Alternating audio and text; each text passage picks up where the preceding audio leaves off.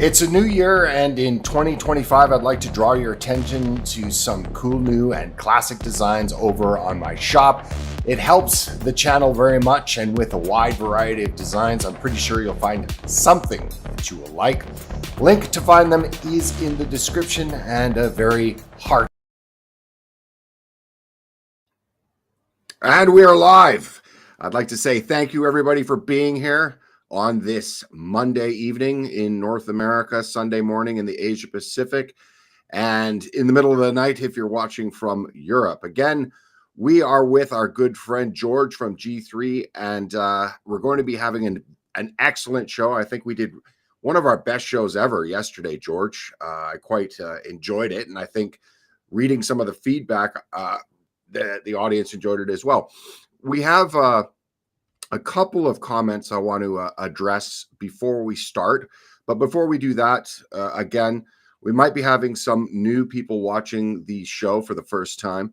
Would you, for example, I would, sorry, for anyone who's watching it for the first time, I'm Felix. I'm the host of the show, my channel. I'm a little bit, again, everybody, I'm waking up where I am right now. So, you'll have to bear with me if I do sound a bit discombobulated. I'm still wiping the sleep out of my eyes.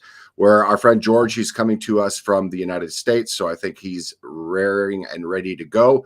But George, for those of the audience that haven't been to any of our previous live streams, could you care to tell them about yourself and what you do and what you think? I don't like to say too much about it, but I've been a private military contractor working in Iraq and Afghanistan for the last, since early 2010. And I worked in a bunch of different places, done a bunch of different things. While I was over there, I've been working on how to overcome a lot of, very technical academic problems in the social sciences. So I've been working on the unified behavioral theory of how to integrate evolutionary theory with Freudian psychological theories. I originally started that program by noticing that you could take Aristotle's 6 forms of government. It covers the full range of human behavior in the social sciences. All the social scientific theories can fit somewhere in that framework. It absorbs all the other government form theories, link it to economic growth. Well, if you use the per capita GDP function as economic rates of change over population growth rates of change, then you can link that to first and second more developed first and second more developed countries, and third and fourth world failed states, less developed countries. So then you can get the whole social sciences in a series of analytical frameworks that encompass the whole range of human behavior, and then start doing predictive analysis on that. So I was working on that while I'm doing a whole bunch of other jobs overseas. So you combine that with how to do PMC and dime projection analysis into those geopolitical models. And the synergy is really good. So the different types of geopolitical models and trends that we've been talking about since at least, I was on your Discord chat for years, but I didn't start to come out until after I left Afghanistan in 2021. So now we come to find out, I knew this was going to happen. That's why it was so important to get those slide sets up on the geopolitics, on your website, on Working Brothers website, on Monster Consortium with my good friend Tim Kalin, who's used to be a SIGINT analyst for the Culinary Institute of America. So the getting this information out there, because it's really apparent the generals are not very well trained in geopolitics, not at the grand strategic level. They're not trained at the grand strategic level at all. It was really super obvious that Trump was completely misinformed before he took office. Yeah, just watching Sebastian Gorka every night since the election. Oh yeah, Trump is going to deal with Putin from a position of strength. then he gets picked to be the deputy NSC, and then national security advisor, and General Kellogg pushing that whole his Kellogg plan, and they're going to have a ceasefire, and just ever since he wrote that in his April document of April of last year. So he's been saying this for a whole entire year, and I thought he would really back off on that after the election. Oh no, they doubled down. Like, oh, okay. They don't understand that the European economies are about to collapse without Russian natural gas, and all Putin has to do is nothing. So that was when, because I've been writing about that on Energy Newsbeat the entire month of January. And yeah, the people in the closed groups know I've been talking about that as early as at least before January 8th. I'm trying to look at that different. Well, the problem with the signal groups I'm in, they have the disappearing, it deletes. So I have to look back at some of the channels that haven't deleted. Auto destruction. The auto destruction. So yeah, I know I've been ever since I knew the Ukrainian pipeline contracts ended in Ukraine on the 31st. So I'm like, okay. Yeah, I mean, you could see that coming. Obviously, it definitely ends on the 31st, and the Ukrainians aren't going to renew it. So that energy prices are going to spike. This stuff is really super obvious. We know that from the Syrian conflict that instead of natural gas going from Russia to Western Europe and from Baku to Western Europe through Turkey, now it's cutting down to one supplier and fewer pipelines. Prices go up, not down. Why is that important? Because natural gas by pipeline is way cheaper than LNG. Before we begin on this, I mean, you're kind of summarizing, I think, a lot of the information that we brought up yesterday. There's one comment that was left in the previous video that we made yesterday that I wanted to address because I said I would, because he was very much there's two. I'll get to the other one, but the first one is this is from I Love Double D. It's a good name, at I Love Double D. And what he said was, what I've seen is Putin has lost completely. Russia has been removed as a viable player in energy exports. Russia has lost the fear factor of its military and lost billions in sales to boot. His country has lost over 300,000 dead and 500,000 wounded.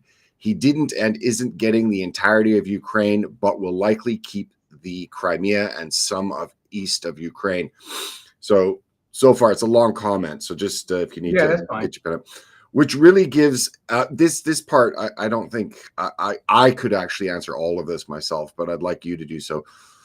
Which really just gives him access to a large lake that can easily be contained at the Bosphorus Straits. And Russia's demographic decline isn't working in Russia's benefit. Russia has proven it can't win a decisive conflict, even on its own border. Unless Trump lets Putin off the hook, Russia will collapse within 18 months. The color chart presented, that was the one we had yesterday, if you remember the stoplight one. The color chart presented is quite frankly a joke. It provides no information of value.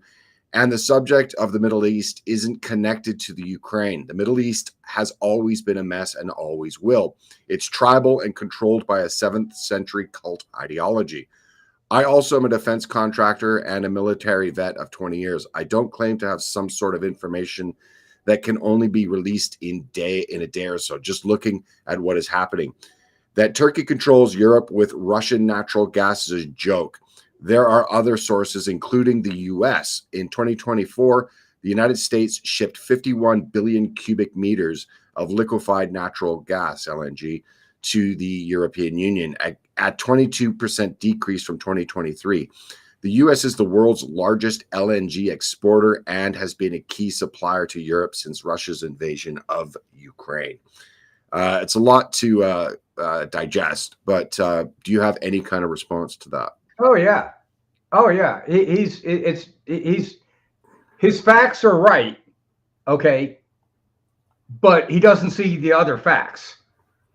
So yes, there's a lot of stuff going on, and yeah, I wish I could read that because we need to go point by point because Here, yeah, I'll put it in the chat.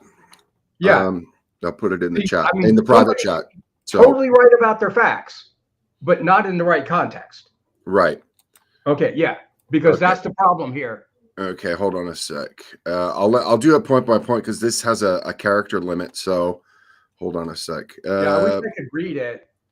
Hold on. Can you open up Telegram while we're doing this as well? Yeah. Okay, I'll send it to you via Telegram. This is the whole message. Yeah, because there's several points in there. There's the Bosphorus, how America can supply Europe, a number of other things. I sent you that by Telegram. Oh yeah. No, I mean, I keep on All going right. over. Well, I've sent it to you via Telegram. I can Right. go through it again if you'd like, but I mean, No, I got it. Let's just go. Let's just go sentence by sentence because this is a really good comment, just to bring up and go through because a lot of people are going to be shocked at at the coming reality over the next, every quarter. They've been told one thing, and there's another side of the coin that they haven't been told. If you understand the sea power versus land power dichotomies, yes, everything around Eurasia is planned. Every proxy war and the funding of different Sunni VEOs, sometimes they're called freedom fighters, sometimes they're called terrorist organizations, but it's the same people. Yes, the Brits have been funding the Sunni VEOs since Lawrence of Arabia. It is not new. Operation Cyclone with Zbigniew Brzezinski, even Erdogan himself said after one of the terrorist attacks in Turkey, when was that? About a year ago. He says you can call these you can call these different terrorist groups whatever three-letter names you want, but he still knows that they're funded by the Western powers when it's convenient. And then if they attack in the wrong direction, then they get pushed back or obliterated. All right, and it's a long, complicated discussion when that happens, but the overarching idea here is there's conflict in every single area of Eurasia. It is not by accident. It is Speakman's rimland containing the heartland strategy.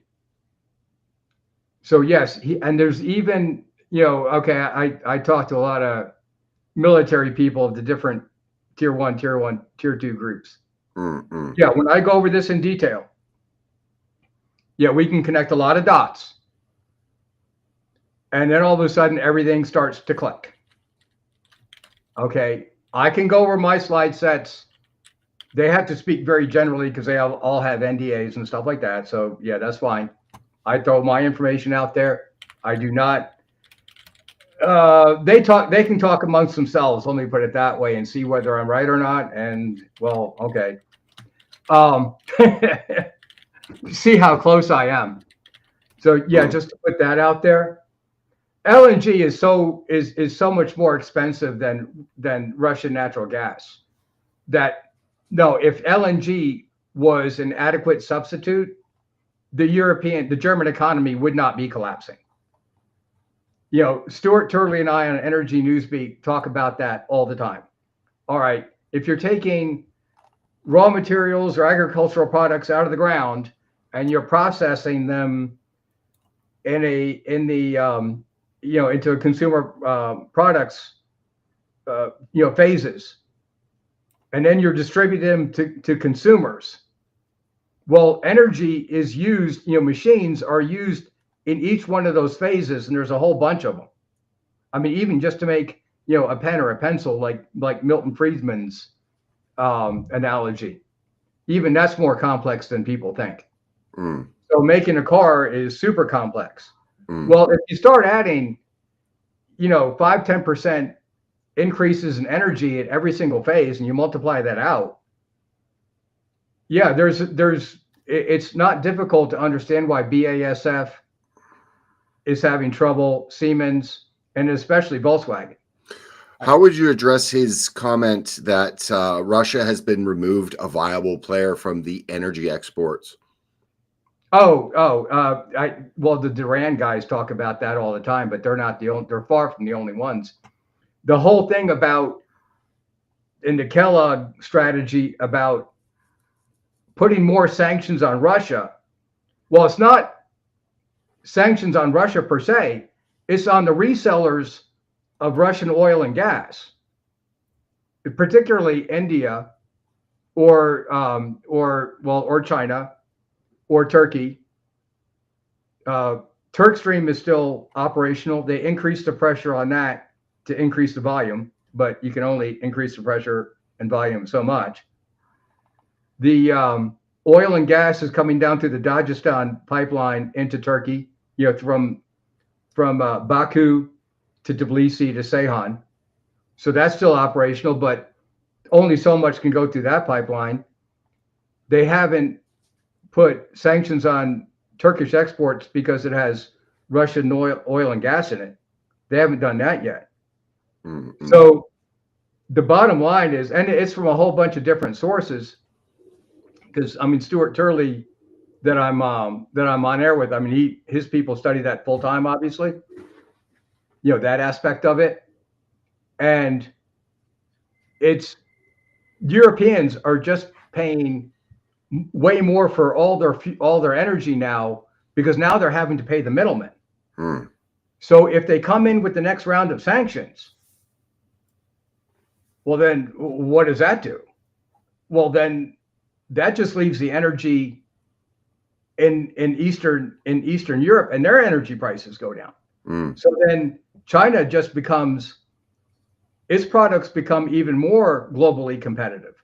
Same with India, because then the European businesses have to move to where the energy is. So that only accelerates the decline of Europe or the West, if you're going to use. As we were saying yesterday, products like the automotive industry in Germany and Fiat, Renault, and others in places like Italy and France. Right. Let's go through another one of his. He also says that he didn't and isn't getting the entirety of Ukraine, but will likely keep the Crimea and some of eastern Ukraine or east of Ukraine. Was Putin ever after the entirety of Ukraine? This is something I hear all the time, that he's being held, where he is, and if he's not held there, his armies of darkness will move across Ukraine, and then it will, end. His armies will end in Paris. So what is your answer to that? Yeah, let me see if I got a map on that, because people need to look at like the 2010 election maps or the 2014 election maps. I might have one. I might have them here. This is a long slide set. Wait, hold on a second. Oh yeah, go to slide 36. 36. Okay. Yeah.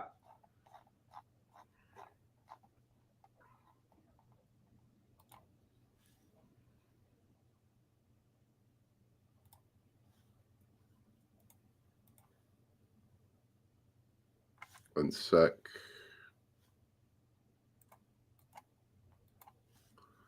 All right, here we go.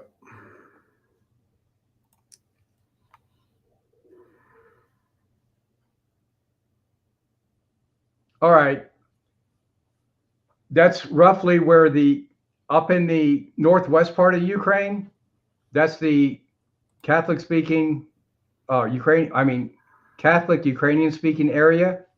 The part to the southeast is roughly the Russian speaking Orthodox Christian area. Mm-hmm. I never thought that Putin was ever going to leave those areas, because it's been in Army Times and Stars and Stripes that if Russia invades, they're going to go to this big guerrilla campaign, and they've been training, all the Eastern European armies and how to fight guerrilla warfare from behind the scenes, and That's just been going on forever.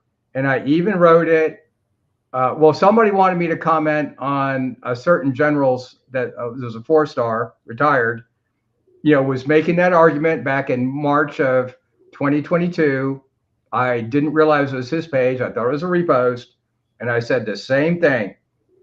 I think you need to make it clear, because I don't think the audience, and from what you just said, made it clear. This map basically gives you an idea of the separation of Ukraine between Catholic and Orthodox, correct?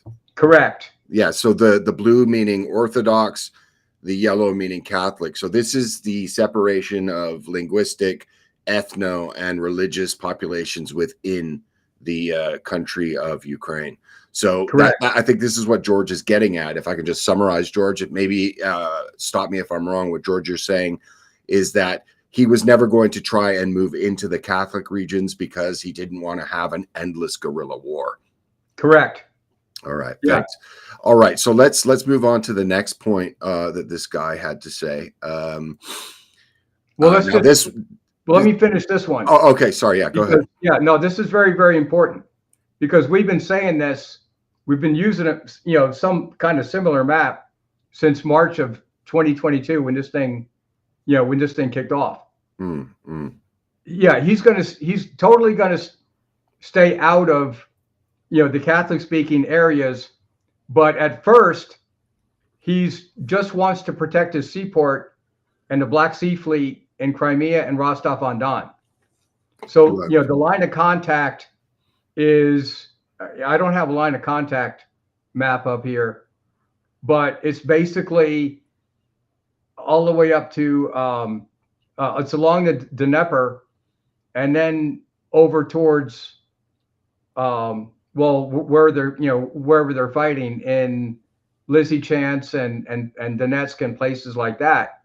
So they're only about halfway through that, but then the Ukrainians stepped up the attacks coming from the Odessa Oblast on their shipping.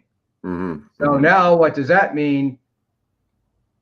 Putin is probably going to want to take all of Odessa Oblast, along the seacoast. Okay.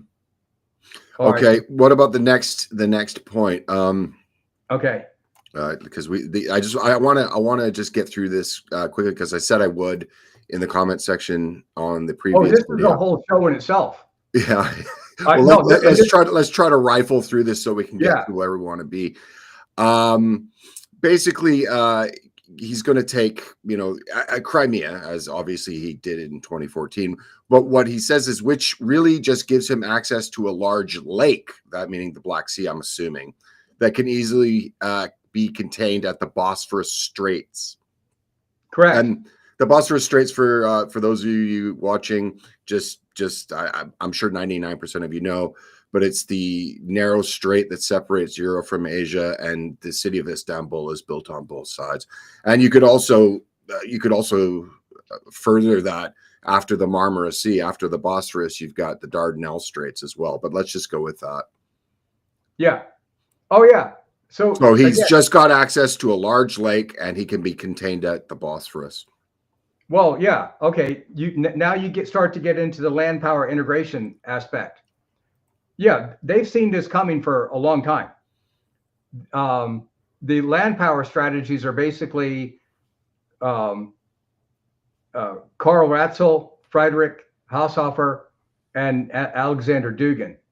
Yeah, if people start watching videos on, what I call sea power versus land power, a lot of YouTubers call it the Atlanticists versus the Eurasianists. And there's a whole bunch of videos on that people can watch and start learning this. It's all over overland logistical supply routes. Russia knows they're getting squeezed on the maritime land routes. So Russia and China have been spending a lot in integrating their economies. So now, instead of, 5 power center doctrine, John Lewis Gaddis has always said, the key to it, he's the biographer for George Kennan, by the way, who invented the power center strategies of containment. He always said you wanted to separate Russia and China as much as possible. Well, the past 20 years, I don't want to blame it on Bush or Obama, but the trend is because the deep state's running the show either way.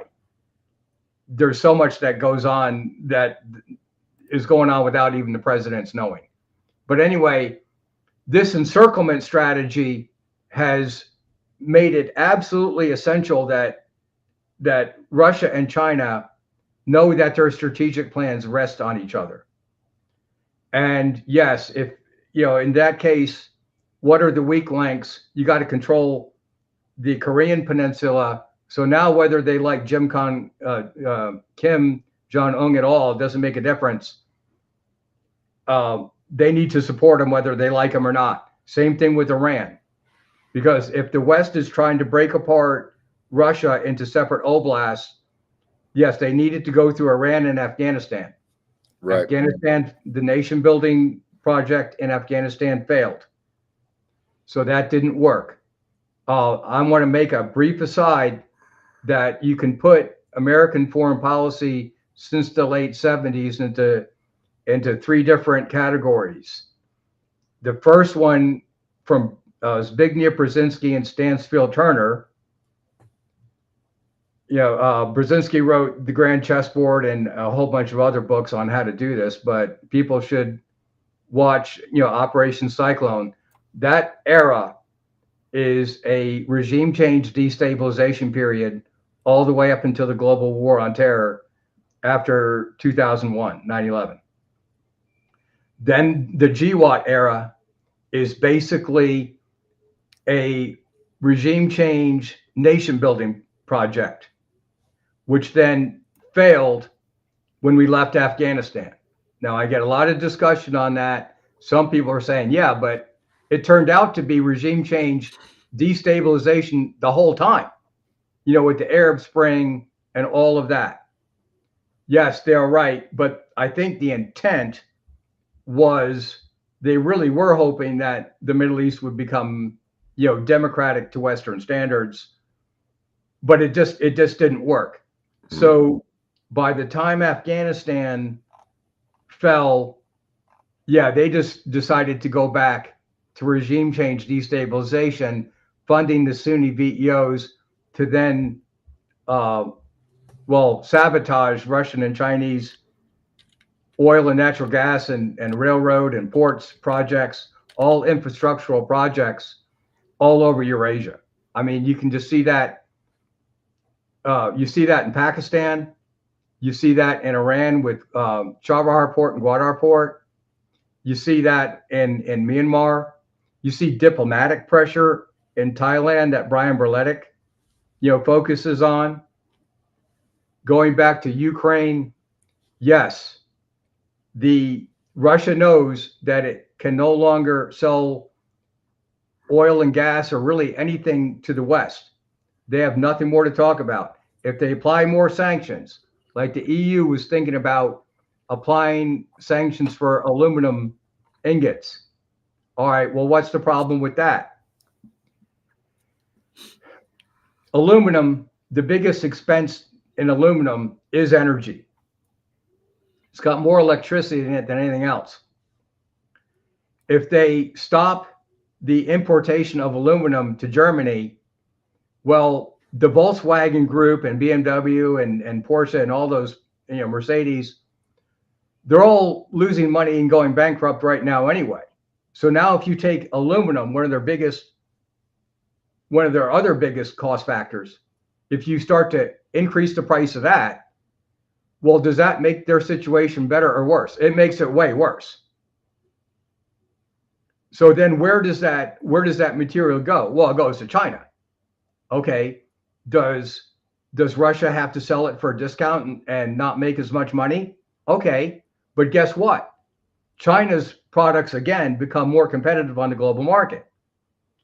When their car companies are becoming so much better and cheaper, that it's not only the German automobile industry that's going out of business, the Japanese automobile makers are also going out of business. So it's a combination of energy, commodity prices, and yes, China has newer factories than what they have in Japan and Germany and the United States. So All right. Sorry. Let's go to another one. All right. So he also says, let's right here. Let me bring it over again onto this screen. There's a few things that are kind of more declarative statements rather than questions. Oh yeah, no, go ahead. That's all right, fine. Here, this is the one that I think. This is the one I think you should address head on right here. On the subject of the Middle East, it isn't connected to the Ukraine. Oh no, that's not the part I wanted to. This part. The Middle East isn't connected to Ukraine. The Middle East has always been a mess. It always will be. It's tribal and controlled by a 7th century cult ideology. I don't think anyone's going to disagree with the Middle East. No, nobody. It being a mess. Nothing about that. But this is the part that Turkey controls Europe with Russian natural. Excuse me. That Turkey controls Europe with Russian natural gas is a joke. And that's where he goes on. There are other sources, including the United States. And he talks about how the United States sent 51 billion cubic meters of liquefied LNG to the EU in 2024. Right. So that Turkey, the idea that Turkey has, and that was something that you were talking about yesterday, that Turkey has controls Europe with Russian natural gas. Natural gas is a joke. Yeah, I can't go.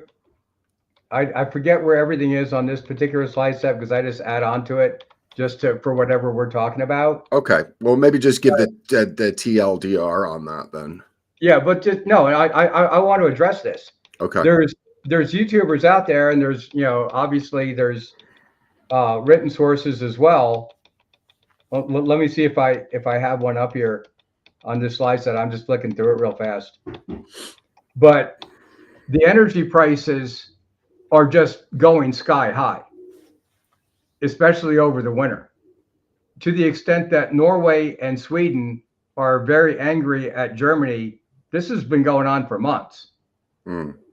That they're having the energy costs have gone up, I don't know, something like 6 or 7 times.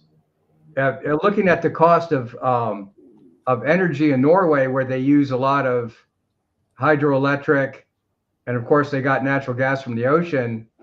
They're tired of sending their extra energy, through electrical grids. Same thing with Sweden to Germany, because Germany shut down its coal factories, shut down its nuclear plants, as it's also cutting off LNG. And natural gas by pipeline. So the mistake that this guy makes, I don't know his name, it doesn't matter, is I Love Double D. It's a good name. What's that? His name is I Love Double D. It's a good name. Okay. LNG is so much more expensive. It's a sea power coping strategy. It is not a long-term solution. So no, that doesn't make a difference. It can keep them afloat for a few months, but it's been going on 3 years now. And no, the Russian economy is, the German economy is collapsing. It's the whole Volkswagen group. You got KTM in Austria that's going under. Yeah, they made some bad moves, but rising energy costs do not help. So you can argue that there's a whole bunch of automotive articles and YouTube videos out there that are saying, oh yeah, these people have also made, they also haven't updated their factories enough. They have bad labor contracts. The cost of labor in Europe is too high.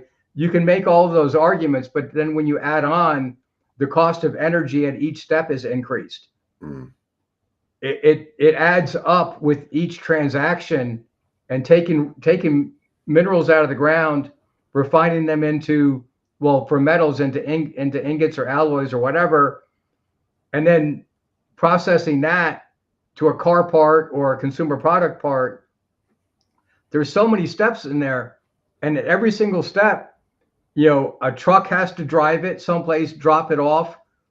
It has to drop it off to a factory that is run by electricity, and then it has to be finished. And one person's finished product is another person's raw material. So every transaction that it takes those extra energy costs all add up at the end to make a product completely, non-economically viable, just not cost competitive. So that's the problem that they face. So it's that marginal cost that just went up after the pipeline contracts of Ukraine ended. So much to the extent, look, the Viktor Orban or Vucic or Robert Fico in Slovakia, or even in Moldova, they wouldn't be complaining so much about the energy costs if LNG could easily replace it. Then if Turkey does close off the straits, Bosphorus and Dardanelles, well then, okay, what does Russia do with all of its mineral and agricultural products? Well, I guess they don't go out that port. So what port do they go out? Well, they either go out Vladivostok, way in on the other side of the Far East, and get to the world, or they go through the Arctic, or they just go to China, or they go to Japan or South Korea. So then what does the United States do with sanctions? Because then the commodities prices are going to go sky high. If the commodities prices go sky high in the United States, well, in everything that's not Russia and China, because it's going to drop there, then again, China's manufacturing becomes even more globally competitive, not less. So then the European and the Japanese companies go out of business faster. So there's a, the reason why I use Pareto optimal models is once, both sides of the equation are going to change. So it's understanding how those change when you move one factor from one side of the equation to the other. That's what predictive modeling is about. So yeah, I'm saying he's got like one side of the equation, but he doesn't have what the other side's counter strategy is, and then how it's going to equal out, or what the ripple effects are that going to be. So that's, he can be right about every single fact, but if you're not trying to balance out the equation, yeah, he's taking it out of context. One thing that we've got a comment from Vandergruff, and this is something that I understood because I've been to Istanbul. I was actually in Istanbul twice in 2024. I spent about a total of 2.5 months in Turkey, but in mostly 2 months in Istanbul last year. Yeah. And he says that the Bosphorus is an international waterway. And yes, it is. It's very interesting. You can see, even when I was there, I didn't realize that Coast Guard vessels do international deployments. I saw American, the Coast Guard ships, they're very different from the naval ships because they have that sort of orange stripe. Well, they got the racing stripe. Right. And I saw not a flotilla, but I saw a bunch. I don't know what a bunch of naval vessels would be called. It's not a flotilla because I think you have to have like all manner of boats. But I saw several naval Coast Guard ships going through the Bosphorus. I saw a Spanish aircraft carrier docked right near the Hagia Sophia in Sultan Ahmed there. And I saw this is an international, as far as I understand, there are treaties that this is an open waterway. The Turks aren't closing it. Sorry? The Montreux Treaty, yeah. There you go. So the idea, I think that this is something that wasn't really taken into account, that the Turks can just close that whenever they like. They can't, maybe during a time of not war. According to the treaty, of course. I mean, they could. Oh yeah, they could. Yes, of course, they could. Yeah, I mean, it's not out of the question that they could. But anyway, the point is when I was in Istanbul, and I did spend 2 months in Istanbul last year in 2024. I spent in the spring, I spent about a month, and in the winter, I spent about a month, and then a couple of weeks in other parts of the country. And you do see a lot of very interesting stuff going through there. Just if you're standing on the side, whether you're on the European side or the Asian side, you do see a lot of interesting military hardware going back and forth. Obviously, you see mostly what you see is large sort of, as we were talking about, grain container ships or container ships of whatever kind, LNG, whatnot. But yeah, it's something like that. Okay, well, let's finish this up.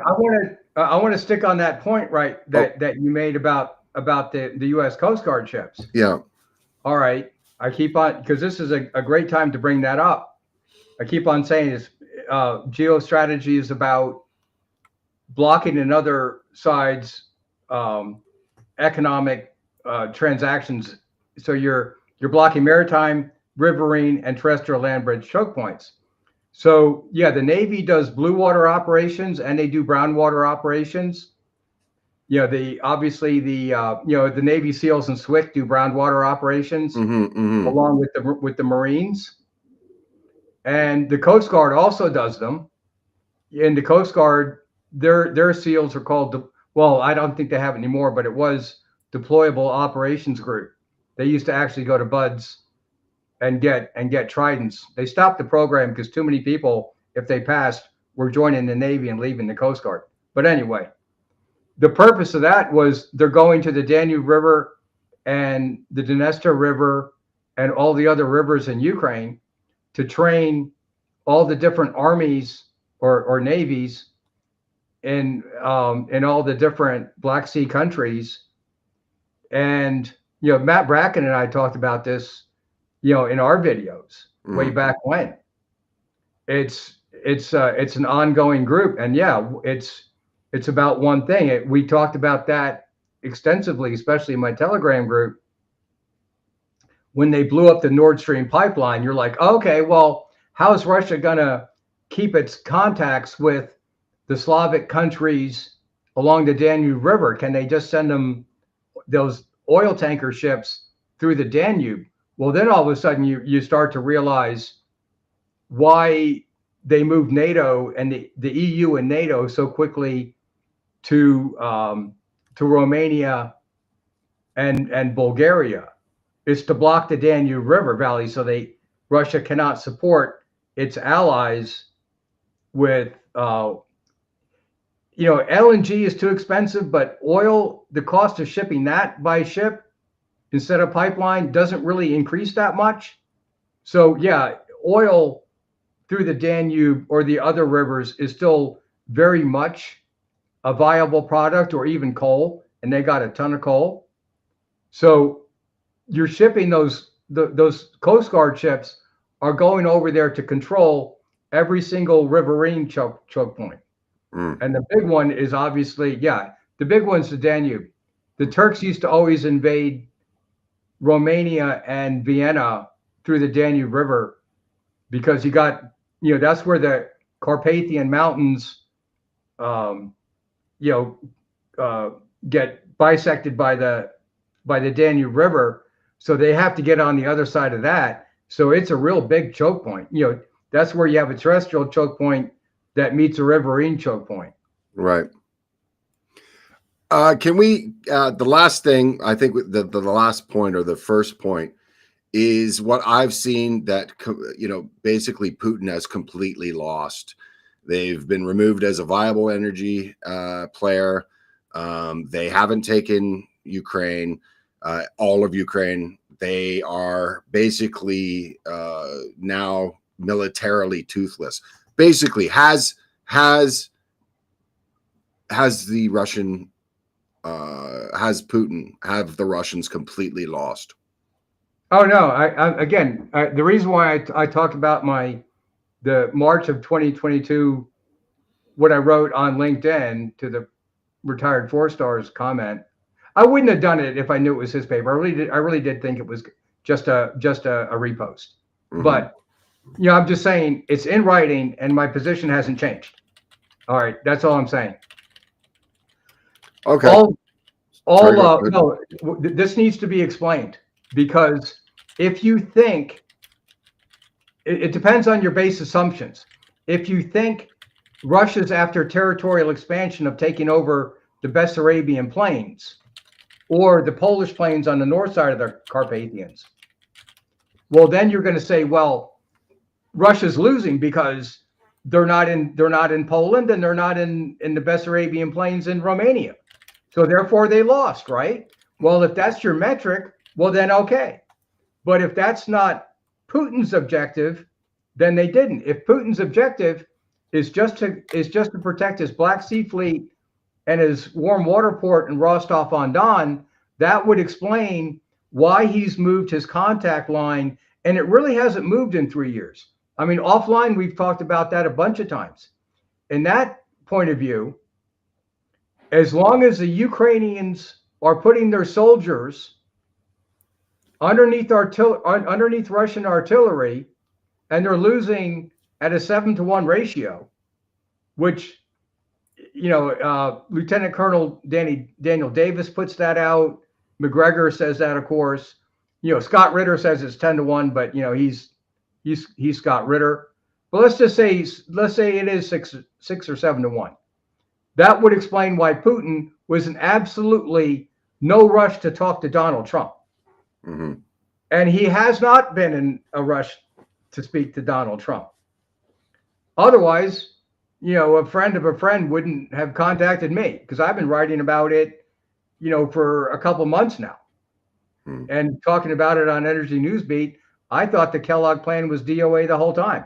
I still think it is, because again, that explains why Waltz, Rubio, and Witkoff all of a sudden changed their plans. Now they're dealing with their Russian counterparts in Moscow and Riyadh, and Kellogg is just in Europe, just talking to the European politicians. That's we're explaining why the policy just changed.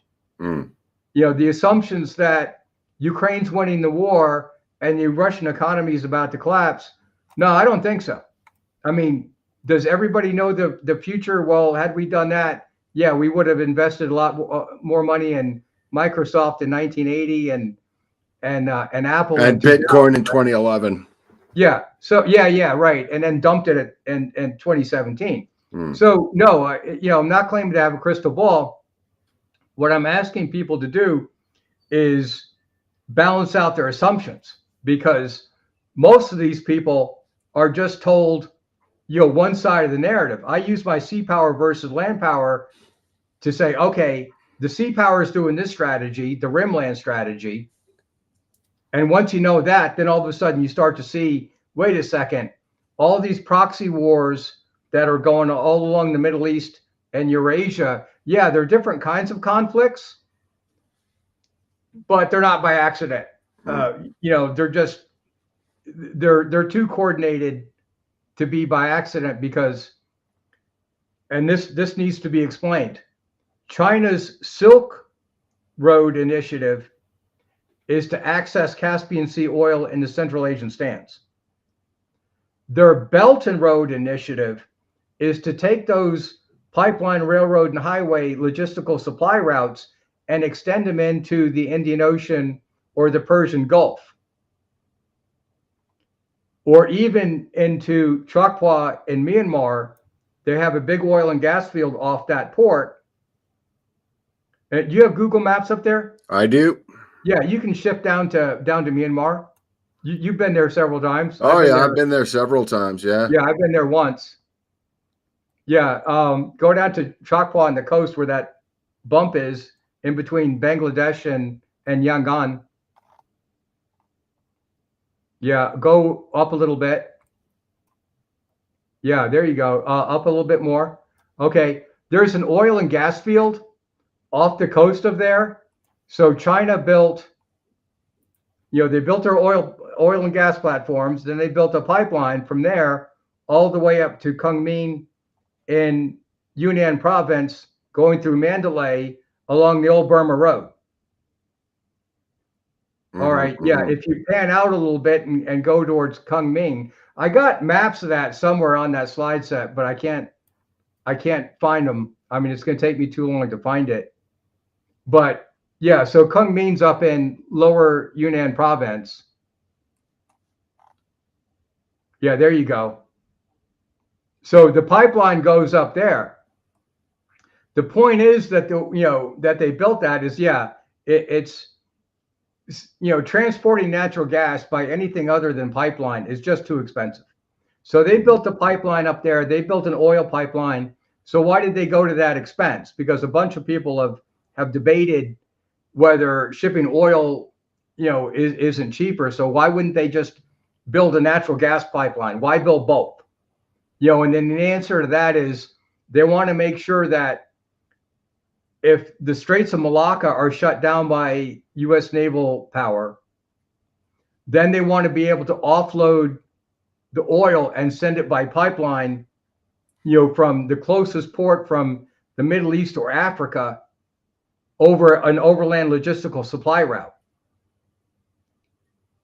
So Russia and China have been gearing up for this with their various overland logistical supply routes, that if they're cut off, then they're going to close ranks and support themselves. I went over with Working Brother the Russian strategic plan for autarky.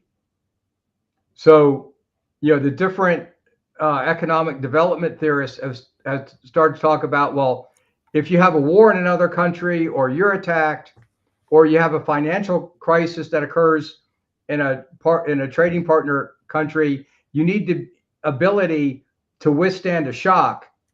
So every country has to have some degree of autarky, kind of like an emergency response plan for, these things came about where they were talked about during the Great Depression era a lot. Charles Kindleberger had a great multidisciplinary or multi-subfield explanation for the cause of the Great Depression. So that's kind of been used as a model for how to counter certain shocks, because a lot of people compare that against Milton Friedman's, monetarist, where he focuses on just money supply, but actually Kindleberger's, when you're trying to prepare for shocks, well, naval blockades is one of those shocks. So that's the shock that Russia and China have been preparing for. So no, I think there's much farther along with that type of emergency response preparedness. Well, clearly than the Wolfowitz plan anticipated. Because I think that the powers that be in the financial services really thought that the Russian economy was going to completely collapse within a short time. No, it hasn't. My take on, you can go back to Ukraine now. There's a lot more to be said about China's strategic plans in Southeast Asia with their 9-dash line, but I don't want to get into that. That's not the focus of this discussion. But if he keeps the line of contact just around the Azov Sea area, where it hasn't moved in years, then why is he doing that? Well, he's feeding the Western delusion that Ukraine is winning the war. As long as they're doing that and feed more soldiers in there, well, why should he change positions? His strategy is working, if that's your base assumption. So again, I get that from Lieutenant Colonel Danny Davis. He is a military expert. McGregor's been saying that the whole time. There's a host of others. If that's false, well then, the Kellogg assumption was Ukraine is winning, or it's about even, it's a stalemate. So that assumption was, well then Putin should be hurried to getting to the table to negotiate. Well, he's not. Based on my assumptions that the Russian economy is not disintegrating, it's got a good kind of inflation because it's demand pull, not cost push or monetary, because it has stopped its capital outflows to the City of London and Wall Street due to the sanctions. So now that money is staying inside of Russia. So now it's developing faster, which is it's overheating. So I think the Russian economy is much stronger, and it can't grow fast enough. Why can't it grow fast enough? they can't replicate the Western joint ventures that left, but slowly and surely they are. But if Japanese and German automobile manufacturers start to actually go under, which it looks like they are, well, then they can just do a bulk sale, get their engineers and their equipment, and start really filling those gaps at a much higher pace. Somebody brought up, why the Russians did their visa program to attract Westerners. Yeah, it's to get top level talent. So again, it's another way that the Wolfowitz plan can backfire. Excuse me. Right. You want to go to another one of his lines? Yeah, just go down each one of his sentences. Because I think that was pretty much it. That was the gist of it. I think that the last one that you answered, that was the core of it. Yeah. I think it's an excellent question because, I think it's one-sided, but he needs to hear what the other side is. And then, it's not going to be the other side because I'm saying it. It's going to be how this plays out in the next 6 months. And I wouldn't have posted these papers all over Energy Newsbeat if I wasn't, pretty sure that this is the way it's going to work out. All right, so that's basically it. So, Mr. I Love Double D, there is your, I guess, response to your questions. And that grand strategies chart. Oh no, that's a great chart. There's a whole different level of training. Door kickers in the tier 1 and tier 2 units do not get the same type of training as an analyst in the Pentagon. The functions are totally. They wouldn't have 9J section functions if everybody had the same training. Right. No, every MOS is radically different. So to have people only trained at the tactical and operational level, that's basically what Trump's problem is. He doesn't know it, but he knows it now. And not having anybody at the grand strategic level, no, that's a big mistake. It's being corrected. But that actually resides in the big finance and big oil companies, as far as I can tell. Okay. Yeah. All right. Also today, do you have time? Can we get in the chat? Do you have time to do Q&A like we did yesterday? Oh yeah, if you want to do that let's ask the chat. Chat, would you like us to open up the stream to anyone who'd like to join and ask a question? So just opening up the proverbial internet phone lines, and you can call in or dial in or URL in to ask George or myself a question on what we've been talking about today. One, if you'd like to see that, not right now, probably within the next 25 minutes or so, or two, it's not really necessary. So 1, yes; 2, no; 3, just to be facetious. All right, George. Let's get on to the PSYOP. The name of this one, the PSYOP industrial complex. All right, that's good. Okay. Now let me get back to this. I had to. Let's see. I've just been adding on to this. Actually, to know how that government works, that 4-level slide set, that's on slide 25. 25. Okay. Yeah, that's actually very critical. Okay. So right. This is the one that he was bringing up yesterday. Let me just. The fact that guy says that it doesn't mean anything. Yeah. Oh yeah. Okay, hold on a sec. Window. All right, there we are. Because when you look at, I love the Sean Ryan show. I used to watch it all the time. I don't have time lately because there's other, pressing matters I got to deal with. But yeah, just about every one of his guests on there, including Tulsi Gabbard, Lieutenant Colonel Scott Mann, you know, a bunch of people I really like. Oh, he's got Sarah Adams on there that talks about the different Sunni VEOs also. Yeah, they're all at the tactical and operational level. They're trying to guess what the people at the grand strategic level are doing.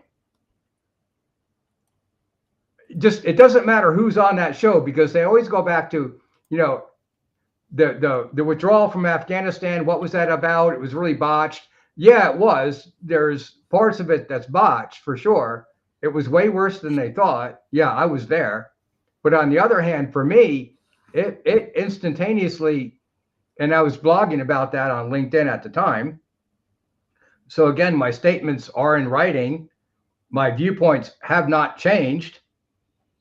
Yeah, they were going back to Zbigniew Brzezinski and Stanfield Turner's regime change destabilization program, because they finally just gave up on the regime change nation building program. It just failed. So then, yeah, they pivoted to another part of Eurasia and the strategies of containment. And to learn the strategies of containment, I'll say it again, you know, Mr. Sin has advanced placement high school class, you know, like a little 20-minute video on Mackinder and Spikeman. That's a great 100 level introduction to the sea power versus land power strategies. And the strategy stuff has really great videos on it. Real Life Lore's got, he has to put that spin on it of Russia attacked for no reason. Okay, forget about that. Watch his videos on the catastrophic energy problem of Russia, where they can't export anything because they have a seaport in St. Petersburg, which is blocked in the Baltics. We've gone over this 1,000 times. The other ones in the Black Sea, where it's contained. The other ones in Vladivostok, which is contained by the Japanese archipelago that you are now sitting in. So yeah, all their ports are blocked. They've always known that. So they've had to really aggressively pursue an overland logistical supply route with China. Let's show people what you mean by being hemmed in, and this could actually go very much for China as well, being hemmed in by an umbrella or an encirclement by the United States. But if you have, for example, here in Vladivostok, you can see this, right, George? No. No. Yeah, I still see the strategy bridges. Yeah, and the strategy bridge, you know, the charts I post are from major military and law enforcement training organizations. So, I mean, I'm not making up the chart. This is what they teach in their training classes. Right. I mean, so this is something that, you know. If it wasn't valid, why'd they do it? Let me just go through what you were talking about, how the encirclement of Russia and their ports being blocked. And I'm gonna put this up here.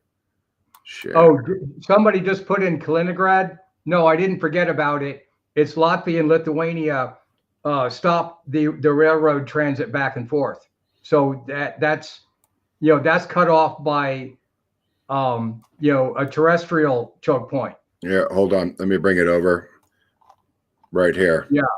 Can you see it? So yeah, once you cut, and again, this is just a good way to go over it. Like, okay, yeah, they have the seaport, but it's still blocked in on the Denmark Malmo Strait, whatever you call that.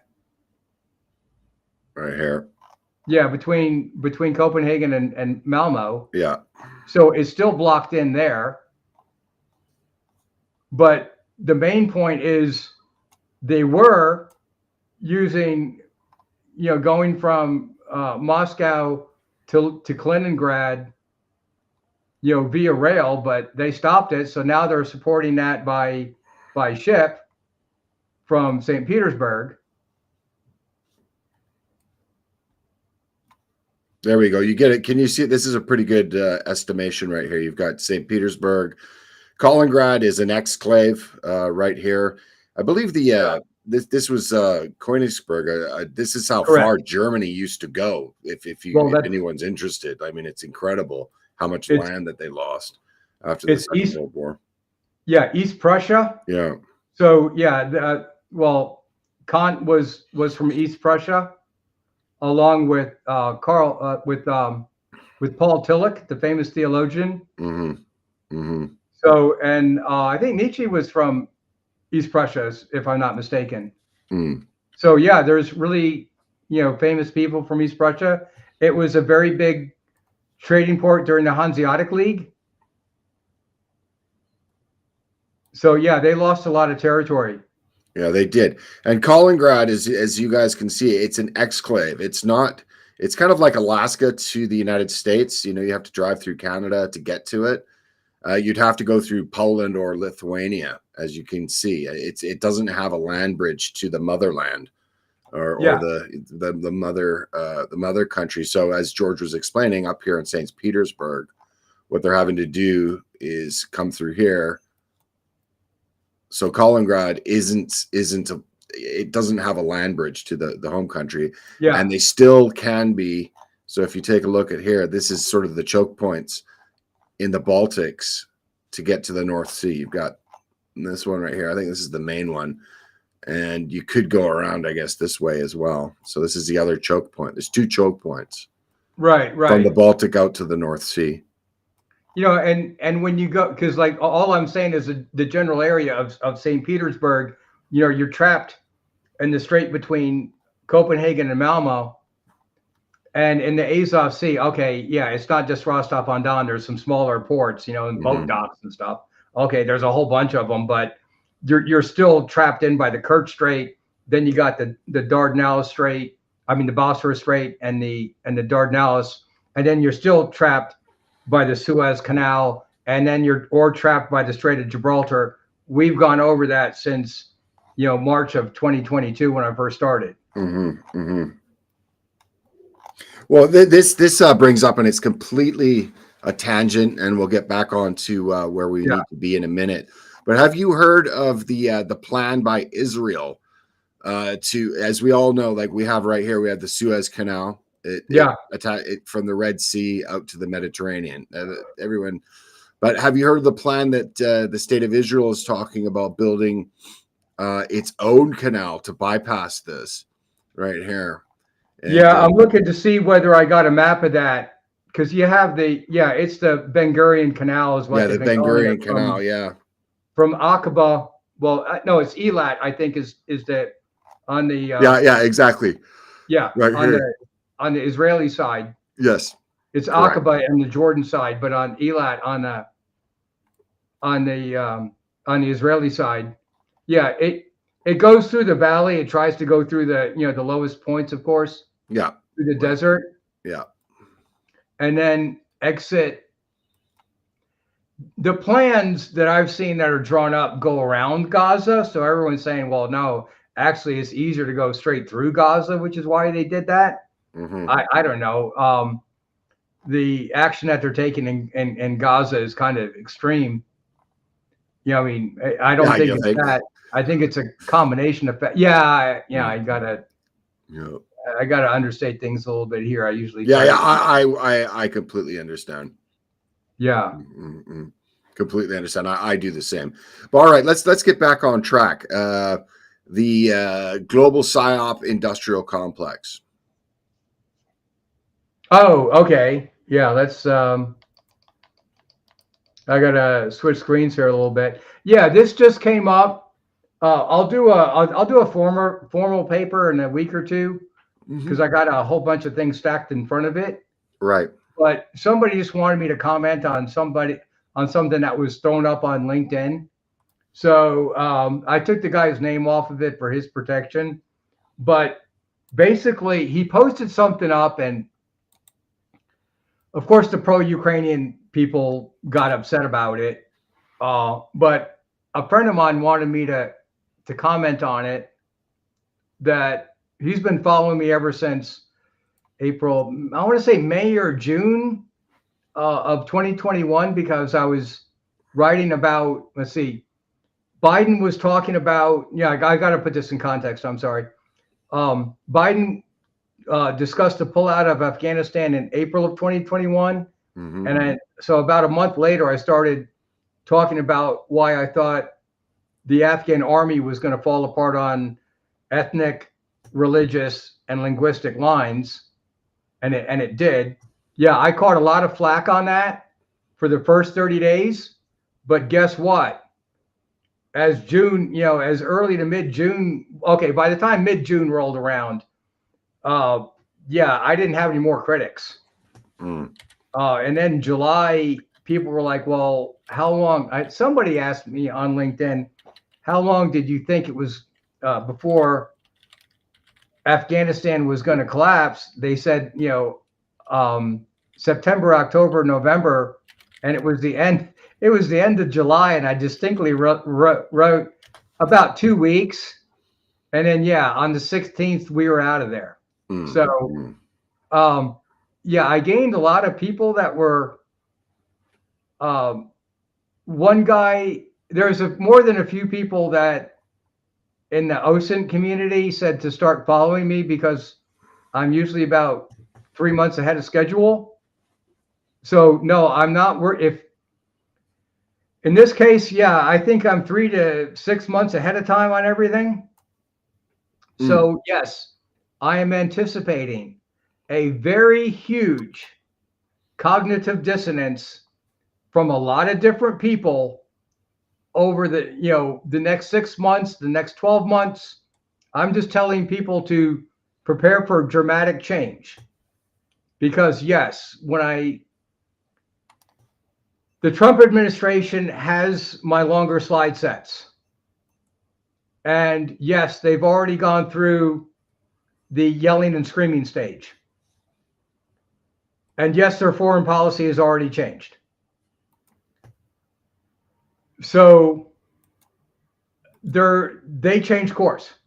I'm pretty sure this is accurate, but the next point is, yes, if Putin can weather the storm by focusing on internal development in Central Eurasia better than the German automobile manufacturers or the Japanese automobile manufacturers.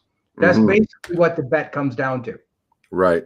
And then we talked about last night, because somebody was confused, and quite rightly so. If you don't study this stuff full time, it's going to be very confusing. But I broke it down to Trump's Western Hemisphere policy is based on tracking the age-old twin deficits of the current account trade imbalances and the accumulated national debt. So once you put it in those two terms, then you can see he's focusing on not becoming the Weimar Republic. Because when you look at the tunnel vision thinkers that are just looking at the war, the contact line in Ukraine, well, the bet is if you go down to, I'm kind of going off schedule here, but it's okay. Yeah, go down to slide 11. 11, okay. It's the yellow one. Right, yeah, I got it. Okay. Yeah, see if you can bring that up.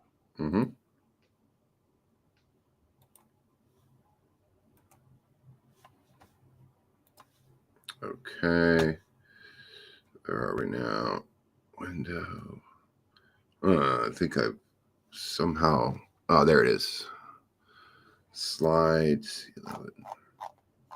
Sorry, just all of these things. I wish we had the tech support, but we don't. Let me get this looking a little larger. All right, here we go. Well, that's the other thing. No, we absolutely do not get any funding. And yes, the government has all of my overseas contacts. They know every single hotel that I've spent in, for the past 15 years overseas.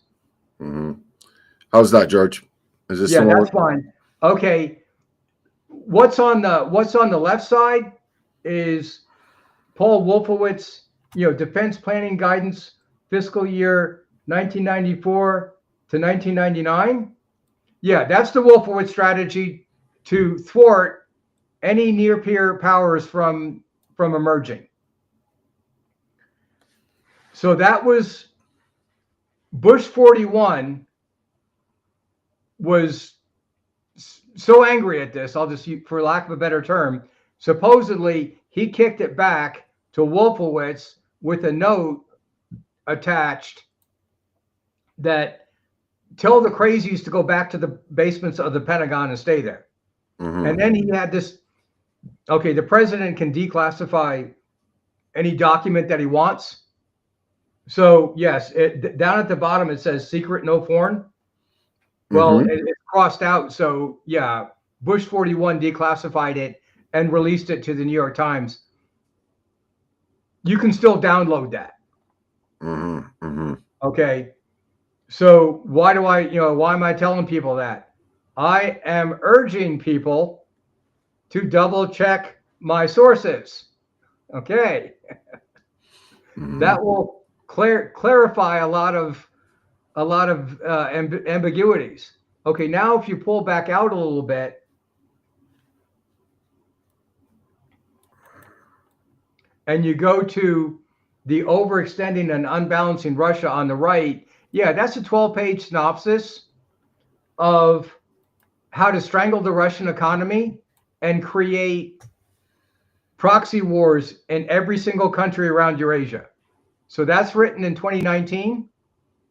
And then the 359 page or 354 page extending Russia is right to the is in the middle. The middle one? Yeah. Okay. So yeah, that's highly explanatory. Brian Berletic on his channel has been going over these documents for the past 3 years. And then he also talks about how USAID and NED and the rest of the NGOs are backing the color revolutions, the protests, and things like that. You also have the really super discreet clandestine entities working with different, they're violent extremist organizations in different areas to blow up Russian and Chinese pipelines. The latest one is in the Chin district of Myanmar up north. Well, Chin, and the other one is I'm gonna. You keep going. There seems to be somebody at my door. I'll just be back in 1 sec. You keep going. Yeah, that's fine. Yeah, so the other area is in northern Myanmar. So they just happen to keep on blowing up wherever wherever the MI6 and the OSS were in World War II. So those kind of relationships between these groups and U.S. discrete organizations, it maintains over decades.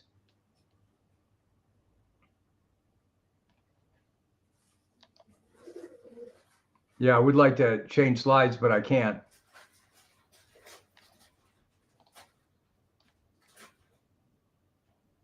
I can do it on mine now. So yeah, until Felix can get back, I can just read from from my own other monitor. But what this person was posted on LinkedIn was, he says, the world is starting to realize that Ukraine was a massive PSYOP and money laundering operation, which means that Putin was kind of right about the whole Ukraine thing. This is why the deep state conditioned the world to believe everything Russia says is disinformation. They knew that Putin knew their schemes, so they weaponized nearly all media around the globe via Soros's USAID influence machine. You can throw NED and some other ones in there to make the public believe anything Russia says is a lie. In reality, it's all about to cover up their own lies and criminality in Ukraine. This is why the MSN has been screeching about Russian collusion and Russian disinformation since around 2014. The deep state knew that Putin knew, so they weaponized the media against him the same way they did Trump. You just lived through the most advanced information propaganda war in human history. The people you have been taught to hate are actually the good guys, and the people that you've been taught to worship are actually the most evil people on the planet. Okay, that's coming from somebody's LinkedIn page. I'll just leave the names out because somebody just wanted me to comment on that. Mm-hmm. So, yeah, if you can go to, I just read slide 2. Okay, slide Go 2. to slide 3 because Okay. I wanted to get the quote direct. Yep.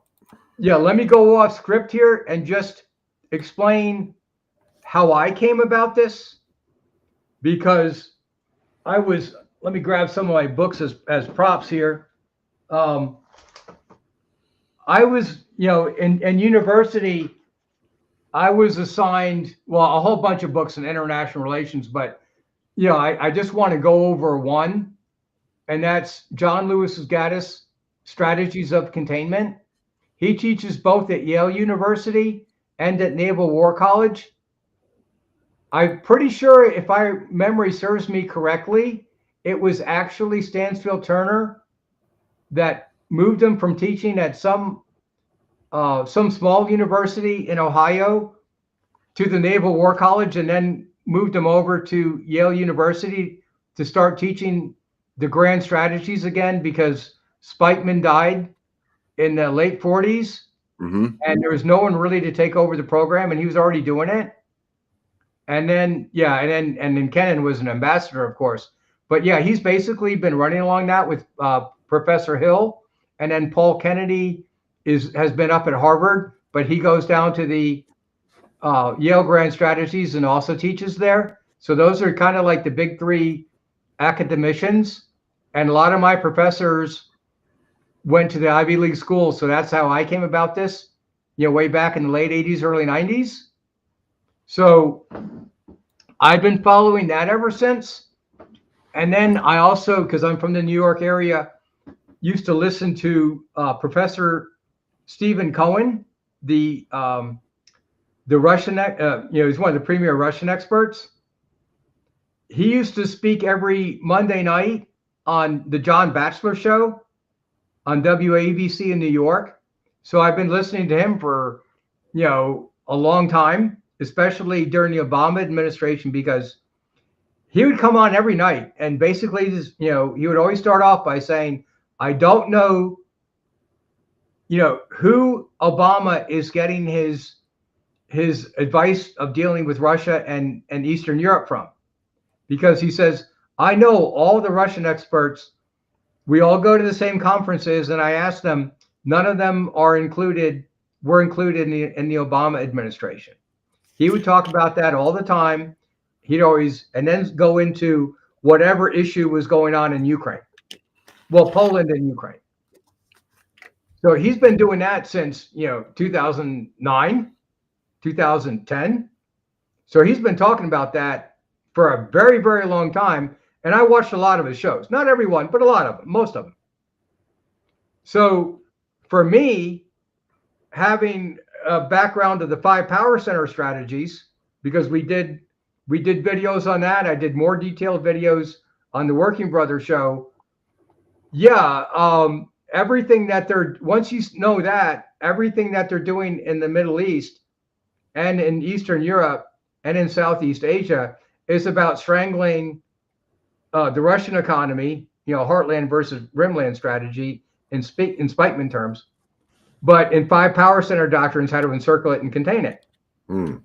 So then, I can see, well, okay, well, the administration is putting out media rhetoric because, they're trying to prevent Russia from having an export-led growth strategy. If you're trying to block their trade, you're trying to block them from exporting raw materials so they can use the profit of that and reinvest it.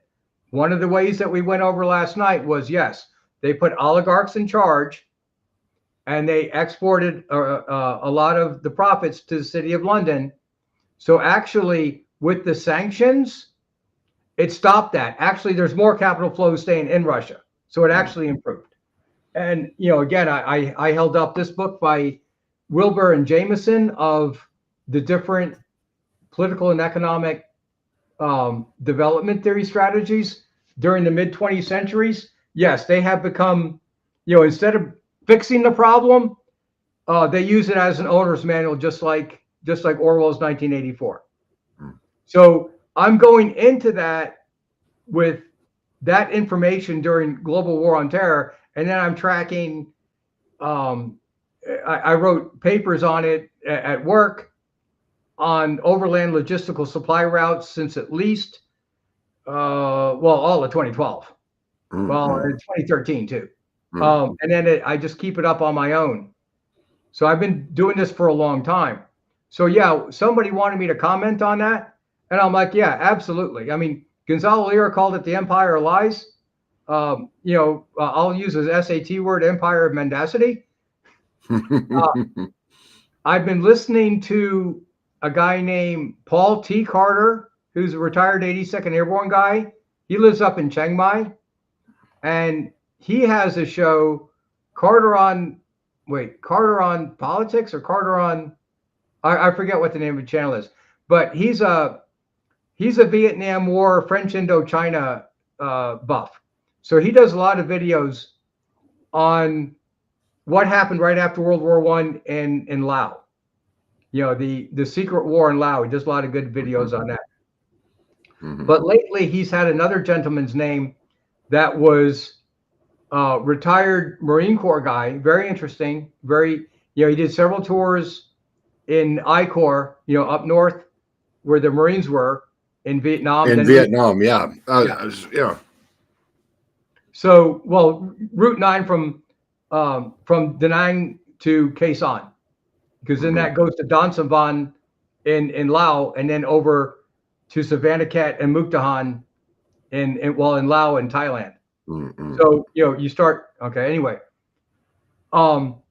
He does a lot of videos. He did a few videos on, as he went as a, doing kill capture missions, or the, what do you call them? The search and destroy missions with the Marines. And he got very good at it, survived a lot of ambushes and ambushed a lot of people, a lot of, really, well, boy, that's real combat, right? So he moved back to Thailand and really started looking at the war from different set of eyes after, as he was getting older.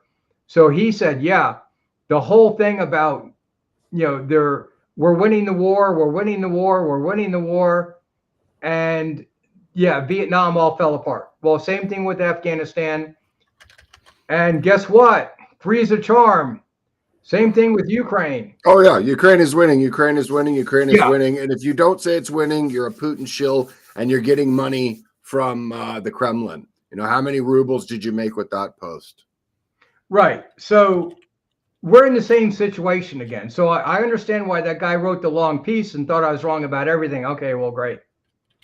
Let's just have a peaceful conversation about this, because I think three's a charm. Okay, I want to go into Mearsheimer a little bit before I explain what I wrote in my response for this, because a buddy of mine got his degrees at Texas A&M. He was prior U.S. Army, and he did a lot of cool stuff in Baghdad.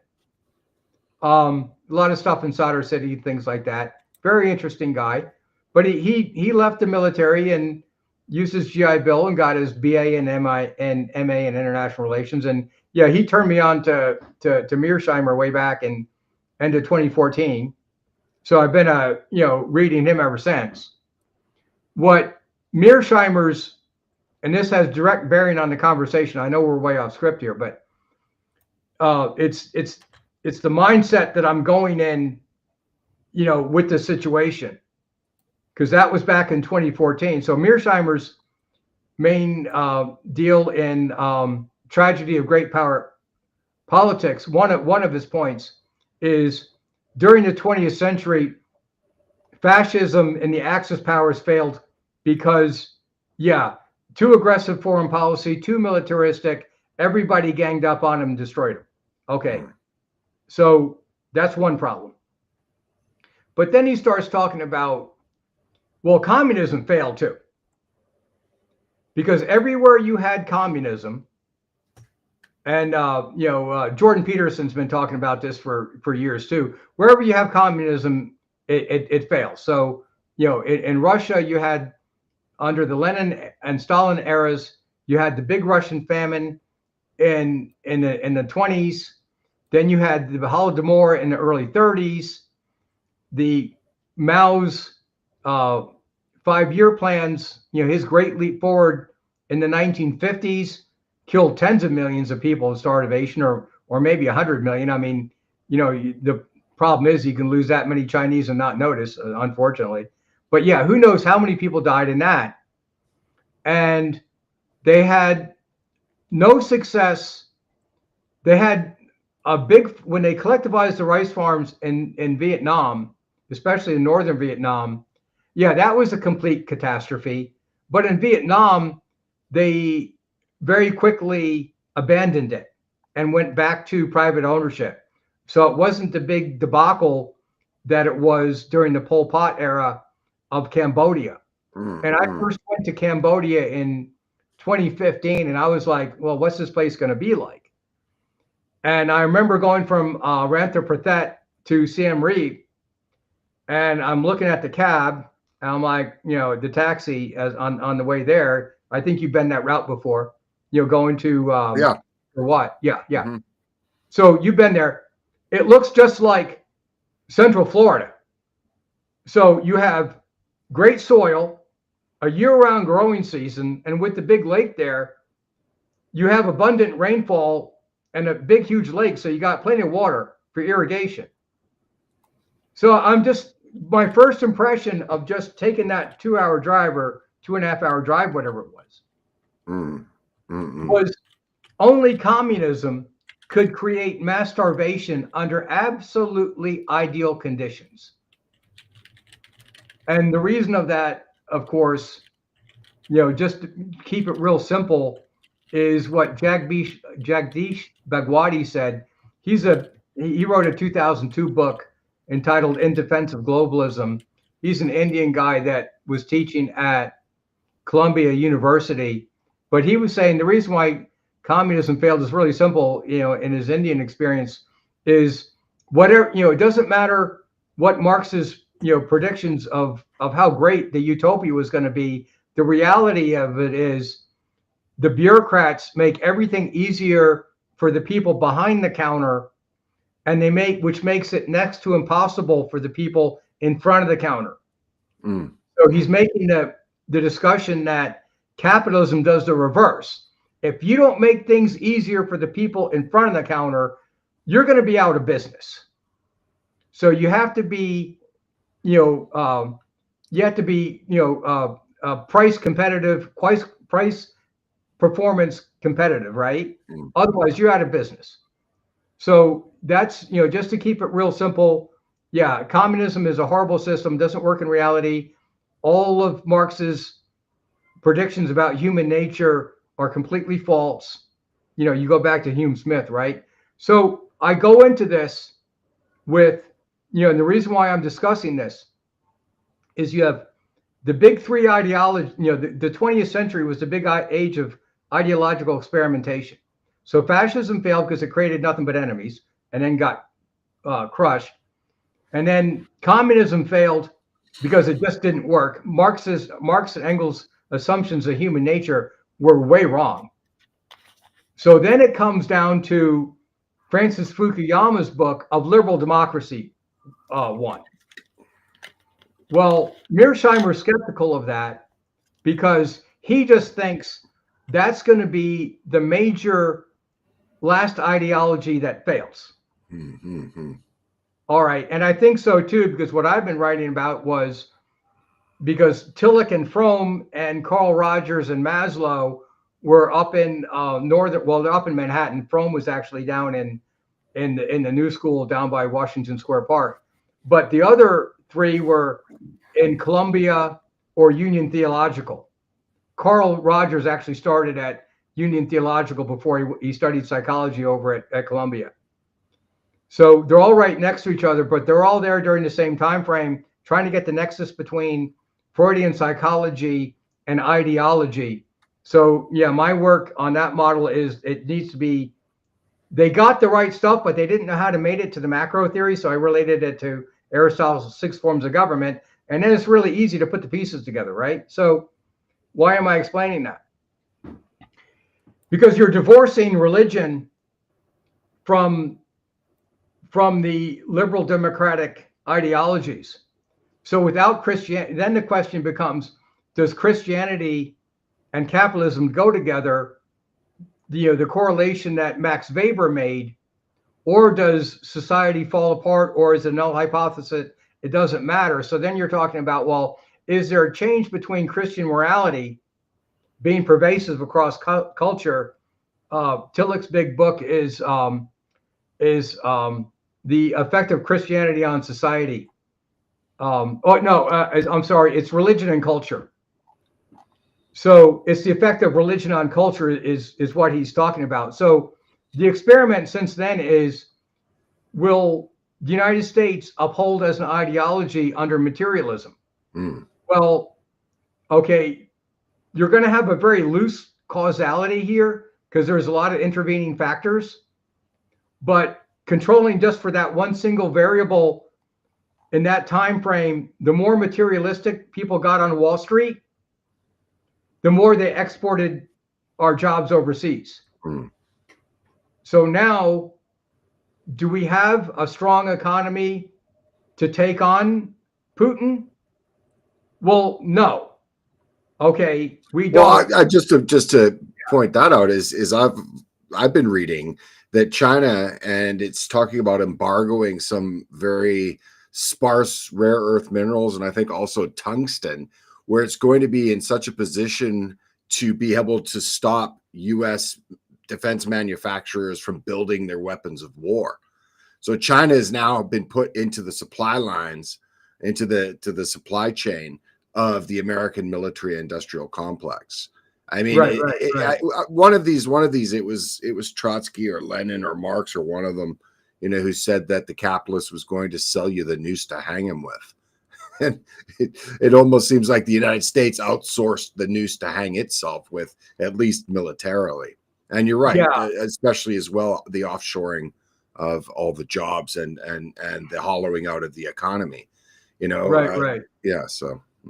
Yeah, somebody threw in there. Yeah, Weber was Protestant work ethic, and then R.H. Taney was religion and the rise of capitalism. Just to throw those two sources in there. Read those books a long time ago. So that's been the basic experiment. So if this fails, what Mearsheimer is talking about is, we rise and fall. You did your video several years ago on John Glubb, or someone else brought up the fourth turning.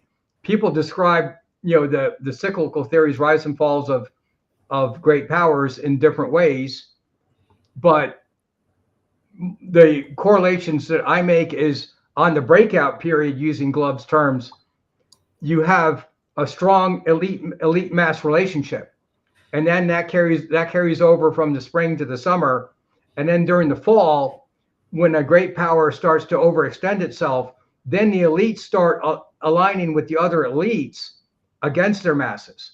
And then society collapses. So I make the correlation between the cyclical theories of culture and John Mearsheimer's rise and fall and great powers.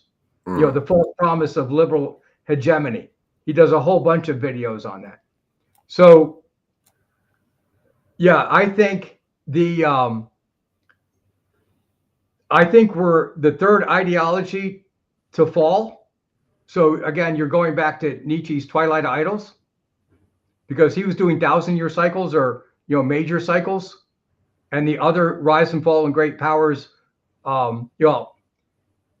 Nietzsche was trying to do 1,000-year cycles, and then Spengler has his 5 cultures that rose and fell over somewhat of those cycles.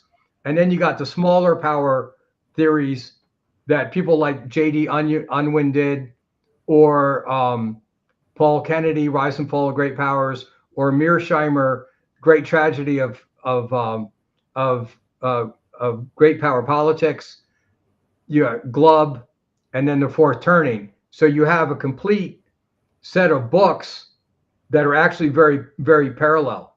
So actually, since cultures usually collapse, that's historically true. I'm basing my assumptions on that. Very, rarely do they ever reemerge. Again, I go back to my 7P plan papers, which I need to put them back up on the Energy Newsbeat website. I need to kind of reformat them a little bit and get them ready for Stuart to upload so people can see what that transition from a Christian-based culture to a materialist culture based on the writings of Rousseau and Marx and Engels, but put in a monetary, in a free market, well, not a free market system. It's really, it's a perverted form of market economies. It's no longer capitalism. Mm. It's existing in the perverted form. What Tawney and Weber are talking about is Christianity and capitalism being a proper form, while a crony market economy is a corrupt form. Again, I'm using Aristotle's proper and perverted form dichotomy, and I'm putting economic theory into a virtuous versus vicious form to match that, and a constructive versus destructive psychological theories, because when you do that, they all line up, and you can do very, very strong pattern matching recognition frameworks, which is what I'm using. That's why I'm pretty sure of what my of my analysis on this. Okay. But I know that's a very long aside. Any questions? Yeah, that's we've got a few questions because we've got about, I'd like to wrap it up in about 15 minutes. We've got our first, just so you guys know, I'm going to put it back into the chat. It should be pinned on YouTube. I think I pinned it on Rumble. Let me just check Rumble. I'm going to put it back into Rumble again. Let's see. Okay. Paste. Rumble's showing some ads. I have no idea how that's working out. Rumble's showing ads midstream as I went over to Rumble. This is the link over on Rumble, guys. If you're watching on Rumble, I believe it's on D Live. We've got it on YouTube, and we have it on X. So if you'd like to join the conversation with a comment or question, you're more than welcome to do so. The only caveat being, please keep the profanity. Please just don't use profanity. And if you do troll, you'll just be ejected immediately. We had quite a number of people the last time, and I believe Sal was here. Sal's back. He was here yesterday, and I think I'm going to bring him in right now, Sal. And also, by the way, if you do want to join, just make sure your microphone is working. We had several people yesterday who did join, and then the microphone just wasn't working on, I would say, at least a good quarter of the people didn't have a microphone plugged in or plugged in incorrectly. So we'll bring in Sal as our first guest commenter questionnaire. All right, Sal, can Hi, you hear Felix. us? Yes. Oh, hi. Great.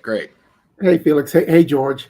Hey, after our call yesterday, I went to your website, George, and just read as much as I could before I had to go to sleep. I'm not feeling well, but I did as much as I could.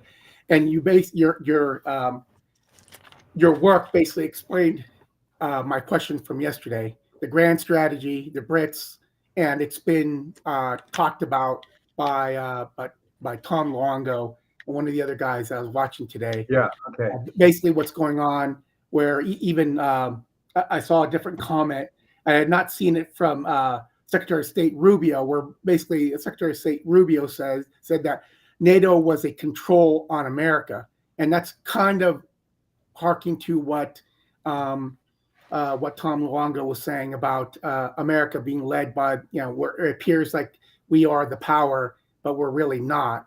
We are implementing the grand strategy to isolate Russia on behalf of the British, which I've always considered the British our allies, but I don't think anyone on here likes another country being involved in their internal affairs. I certainly, as an American, do not want to be involved in other people's internal affairs. And I'm hoping that America sticks to Fortress America, or President Trump sticks to Fortress America, and peaceful, cooperation where we can, but ready to go to war if we can't. So, but I was very, very enlightened by your articles there on your website, sir. I got just a ton of articles I need to get off my computer and post up someplace. I'm also going to be putting them up on the Raven Geostrategic website, and I'm not going to post my slide sets up there because they're highly proprietary. The government's got some of them, so like everything else. What are your thoughts on his statement there, or his comment on the U.S. not being the power in NATO, but actually being used by the British as Well, okay, yeah. Well, again, go back to the grand strategies slide. How are the British controlling it? The grand strategists are in the financial world. So you're talking about, Alan Dulles. I mean, the Dulles brothers were at Cromwell and Sullivan during the 20s and 30s, and then during World War II, went into the OSS in the City of London and burned Switzerland. So you get the connection between Wall Street, City of London, and Switzerland, where the big banking centers are. Then the Dulles brothers go back, and Alan Dulles becomes the longest running person, DCI, Director of Central Intelligence, when the OSS switches to the CIA. And then John Foster Dulles becomes Secretary of State. So you have both overt and covert operations done by, two brothers who are also the children of U.S. diplomats. So when you're talking about right there, you got the connections between, big finance being the grand strategist and then running the different institutional levels. And those institutional levels, the military's got its branches and levels of those things according to their MOSs. Same thing with the intelligence community, same thing with the executive branch law enforcement agencies, and the same thing with the executive branch civilian agencies, especially the ones dealing with interior and commerce and energy. I have a very long slide set on that. We're not going to, I got tons of slide sets that need to be pushed out because my risk assessment for me personally just precipitously dropped since the change of administrations, and Pam Bondi is in office, and Kash Patel, and now Dan Bongino is deputy director of the FBI. So wait a minute, Dan Bongino, the bald Fox News host?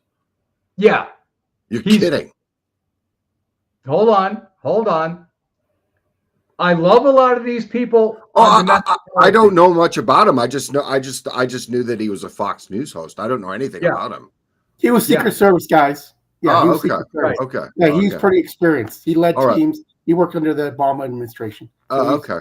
He's pretty solid there. Okay. I was just under the impression it's similar to President Trump's 27-year-old new press secretary who's married to a 65-year-old dude. I thought he was only 50. Anyway. Whatever. Doesn't matter. Yeah, I don't. That. Unfortunately, that's not my problem. No, me neither. Go ahead. Yeah. But anyway, No, yeah, Dan Bongino is a former Plessy instructor for the Secret Service. He's very good at what he does. At that level, he'll be very good at his job. He knows who they need to get rid of.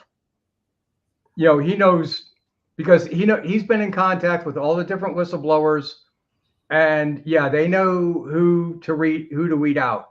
So I love his domestic policy. Foreign policy, he's part of the PSYOP. Okay, we're not going to be able to finish this slide set today. We're going to have to come back to it whenever Felix has time. It's a very, very big subject. There's no way you're going to do it in one stream. So now that my situation's changed, that I don't have to worry about being George Papadopoulos or Roger Stoned or Carter Paged or Seth Riched. Yeah, I would like to put out a lot more of these slide sets because, yeah, that guy's questions are very, very good.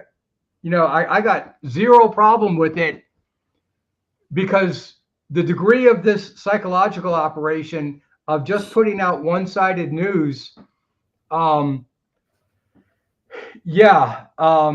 lot of people are going to go into very, very, very severe cognitive dissonance over the next 6 months, that nothing that they've heard the past 20 years or 30 years is true.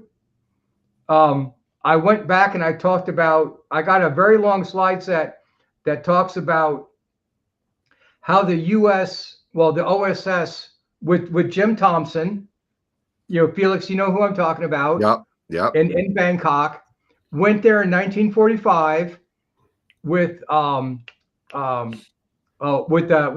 Pong of the Surrey Thai, because that's the old original CIA office, or OSS CIA office is in the Pat Pong district, which is now one of the biggest. Yeah. Sorry. Yeah, I'm not going to say it. I've been there once, and no, that's too much for me. Okay. At Pat Pong, that area is also famous for, let's just say, ping pong balls. Yeah, we're not even going to go there. We're just going to move. Right. We're not even going to right on past that. Right on past that. And yeah. All right. All right. Anyway, sorry about that. Go there once and stay away from there after that. So anyway, you really get to see how once the Culinary Institute of America shows up with DOD and U.S. Army Corps of Engineers, and they just start massively bringing in the roads, well, they're using the civilian agencies, Department of Agriculture, Department of Interior, they didn't have Department of Transportation back then, but, they start building all these highways and roads. Well, they start to bring in, Department of Agriculture starts to bring in the agricultural and mechanical universities to start developing their different agricultural industries in connection with the big agricultural companies. So, that hits. Then you get the mining companies, and then the oil companies are pretty much out in the Gulf of Thailand and in the different areas of Southeast Asia with the geographical survey departments, looking for where oil and gas might be. So once these agencies show up, it's just, the Fortune 500 companies just descend on a place. So then they started building these airports to support the Lao fighting Ho Chi Minh. And then you start to see, with the increase of escalation and of the war in Vietnam after the French Indochina War hits, then you get to see the military side come into it. So when you go back to that grand strategic chart, you really, by the Southeast Asian study, you see how big finance and big oil, working with, it was Alan Dulles and John Foster Dulles. You also have the Brown Brothers Harriman, Avril Harriman of New York was also involved in that. So they work in these big Wall Street companies. They do the strategic planning. They get the different levels of government, what they call, the institutional levels, just to descend on a place. And yeah, they use the trading block strategies to contain, the maritime, riverine, and terrestrial choke points, especially when you start to talk about Vietnam and the El Paso plan of trying to cut off the Ho Chi Minh Trail. Okay, I'm sorry, LBJ didn't want that El Paso plan met, so the Ho Chi Minh Trail was never shut down. But at least you get to start to see how these strategies work in coordination between, big finance, big oil, and the different government agencies on those institutional levels. So that's something that's, it takes a long time to really understand that. Now I don't have to worry about being lawfared so much.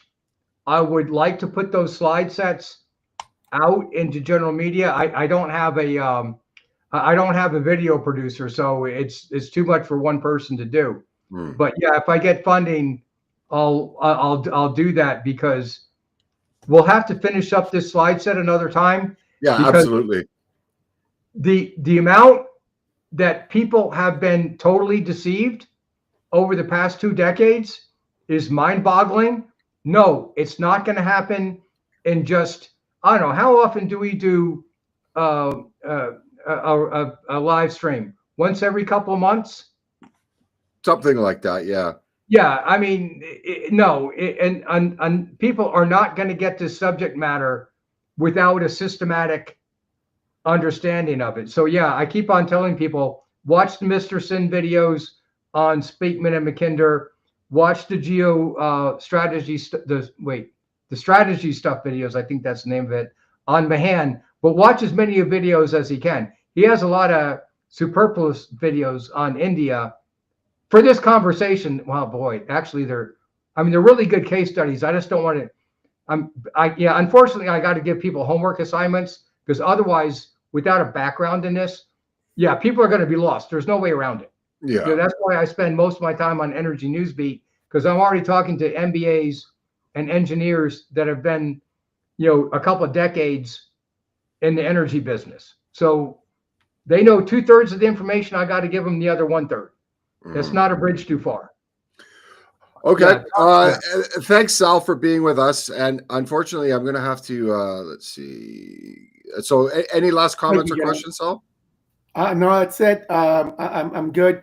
I'll be diving into your work, George. But the big question that I had was answered by it. It just, again, like I said, I just didn't understand the suicidal tendencies of the entire liberal Democrat body, both in the United States and in Europe, on this mission to destroy themselves against Russia, when it just makes sense for Russia to be economically integrated into Europe without having forever wars. But understanding that Russia is not supposed to, by the people who want things to continue the way they are, is not supposed to integrate, and they rather have multiple wars. I think, George, you mentioned all the all the areas around Russia where they have proxy wars, and that's exactly what most people in MAGA do not want. We do not want to send our kids over there, and we're just tired of that. So your discussion there in your papers really explained that. So I thank you, and I'll sign off. Thank you. Thanks so much. The other thing about the proxy wars, I don't think any president even controls them. I mean, I just think they're done by rogue entities, out of certain locations for the U.S. government. And I don't think, and they're operating on black budgets. Again, Eyes Wide Open channel does a really great expose. It's a young guy. He does a great expose on the linkage between opium sales in the Golden Triangle and black operations around the world.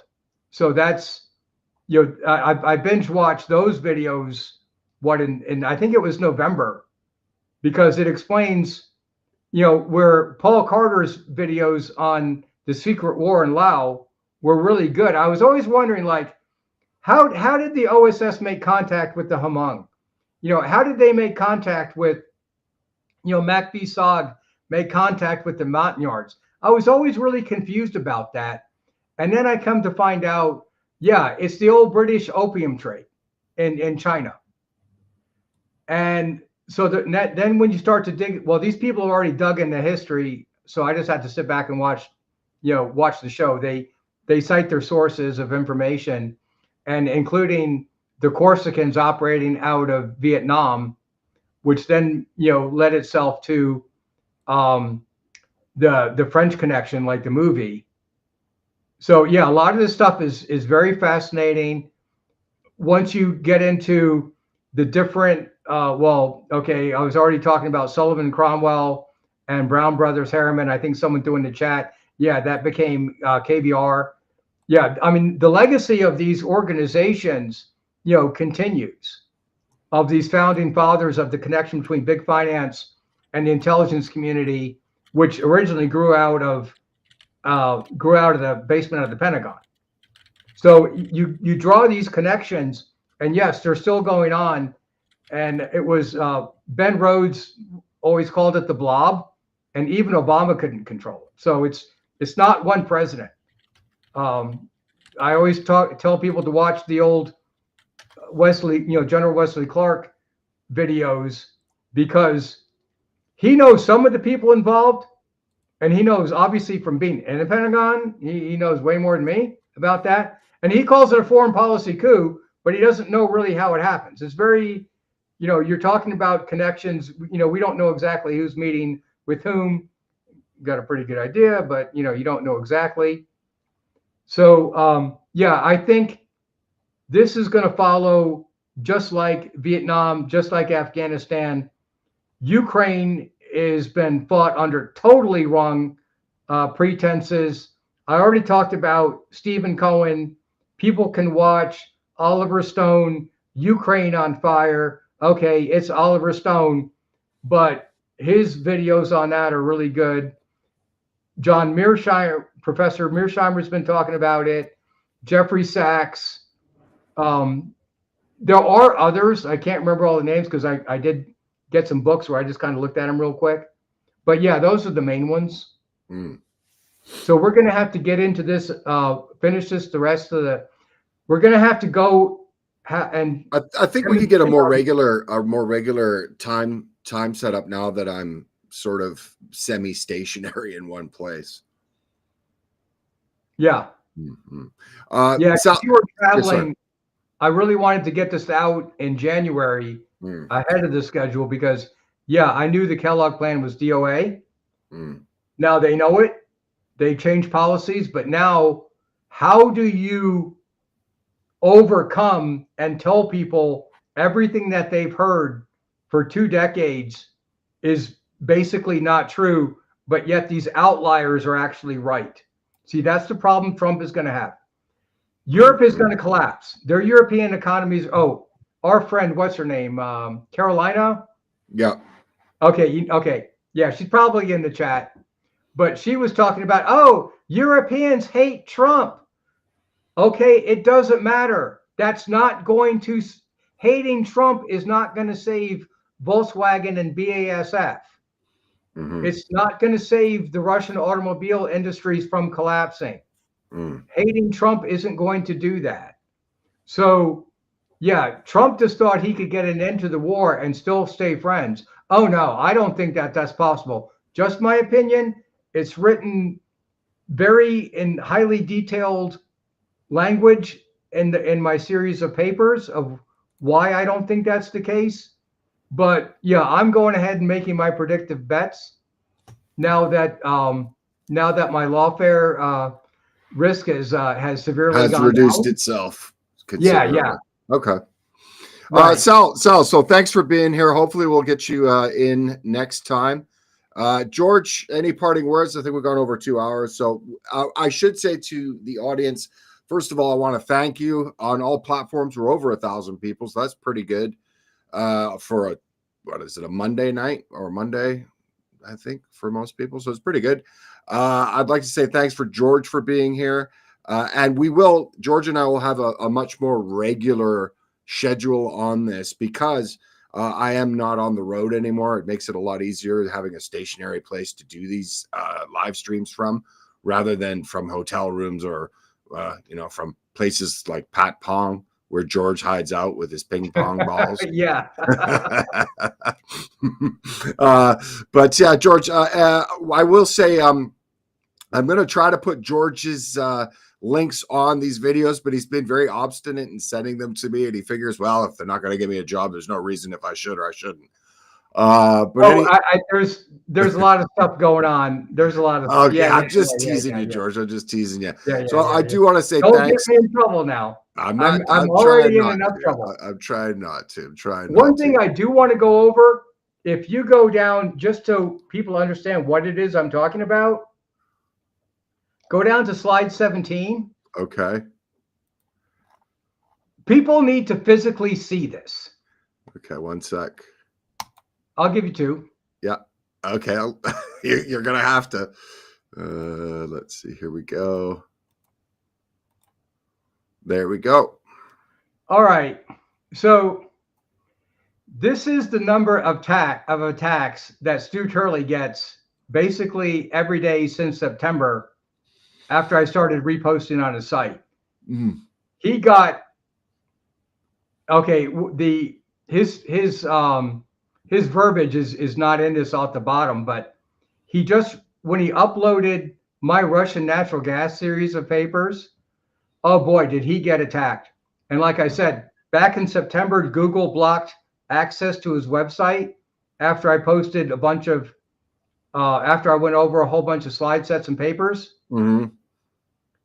He was, you couldn't access his website from Google inside the United States. You could access it from other ones, but not Google. Then during the election cycle, when he started to catch up on my backlog of videos, because we're still recording with videos, but then he got such a bad malware attack, he was down for 2 weeks and had to buy all new servers. All right. He comes back. He's got another backlog of my videos, posts those up, but now he's gotten with the cybersecurity guys, and they put a whole bunch of more layers in that firewall and did a whole bunch of other stuff. He used to work for Intel. So so he did another batch, and a lot of these things are coming from Northern Virginia. Well, they originate then, and then as the day cycles, they shift around the world to where, well, if you see the big, huge office parks that are in India, we have all the Silicon Valley companies are all over India, and they all moved to Kiev in about 2004, 2005. I've mentioned that and a whole bunch of different shows about how all the communications in Kiev, whether it's mobile phone or ISPs, they're all going through American switches, all going through American filters and through American big server farms. So that's where all the IP addresses of the attacks are coming from. Right. Because Felix, you've been all over India. Oh yeah. Yeah. Strangely enough, what I'm talking about. Strangely enough, and to my regret, for certain, I think long-term viewers will know my regret for going to India.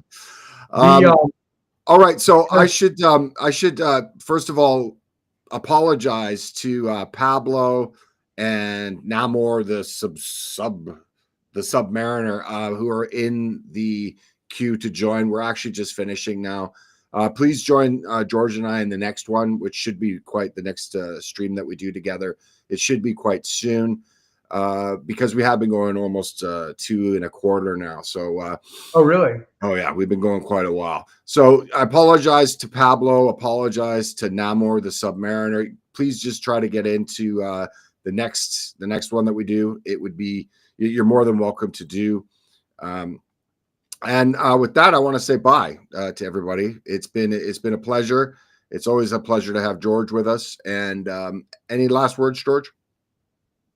No, other than I just threw that up there because if you're spouting the narrative, you get boosted. Mm.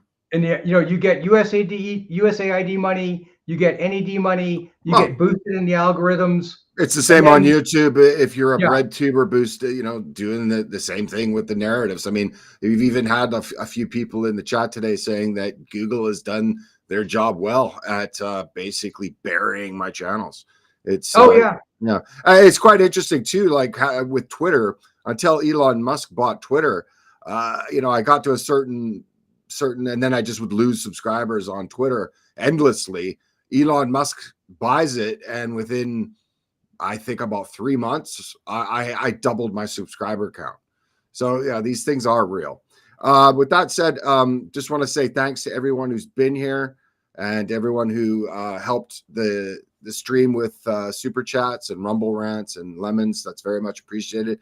It does help these things happen because it is quite a lot of time and a lot of work to do.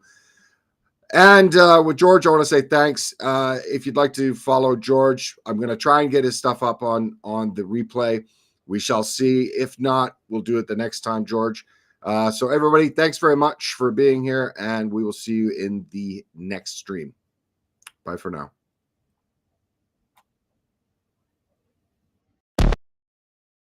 It's a new year, and in 2020, I'd like to draw your attention to some designs over on my shop. It helps the channel very much, and with a wide variety of designs, I'm pretty sure you'll find something that you will like. Link to find them is in the description, and a very hearty thank you in advance.